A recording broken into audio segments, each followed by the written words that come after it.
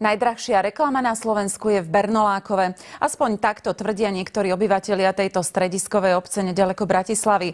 Už rok má u nich istý developer míňať na reklamu tisíce eur. Plánuje tam totiž stavať. Domácim sa však zdá čudné, že napriek veľkým peniazom žiadnu megakampaň nevideli a ani o nej nepočuli.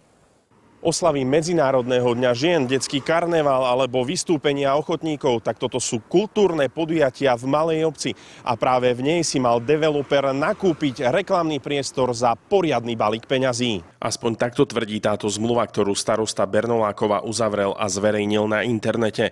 Platí už síce rok, no domáci žiadnu reklamu na developera počas kultúrnych akcií nevideli, aj keď za ňu dostali kráľovsky zaplatené. A to v nich vyvoláva pochybnosti. Ide o zmluvný vzťah medzi obcou Bernolákovo a developerskou firmou. A developer nič nedáva zadarmo. Developer plánuje v najbližšej dobe v Bernolákove stavať práve na týchto pozemkoch. Domáci si pritom myslia, že predávajú jeden z najdrahších dedinských reklamných priestorov na Slovensku. Keď sme sa na podrobnosti tejto kampane chceli koncom minulého týždňa spýtať starostu, reagoval podráždene.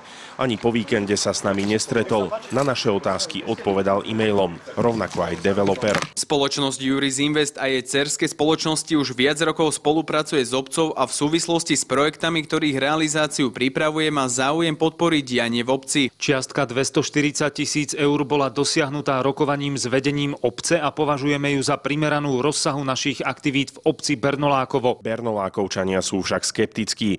Tento obchod s developerom, na ktorom síce získali takmer 250 000 eur, sa im nepozdáva. Prečo sú tie peniaze, prečo prišli a na čo budú využité a za čo hlavne sú tieto peniaze? Účel zmluvy sa naplňa a či splní naše očakávania, bude známe pri záverečnej fáze realizácie našich projektov. Z Bernolákova Samuel Migál, televízia Joj.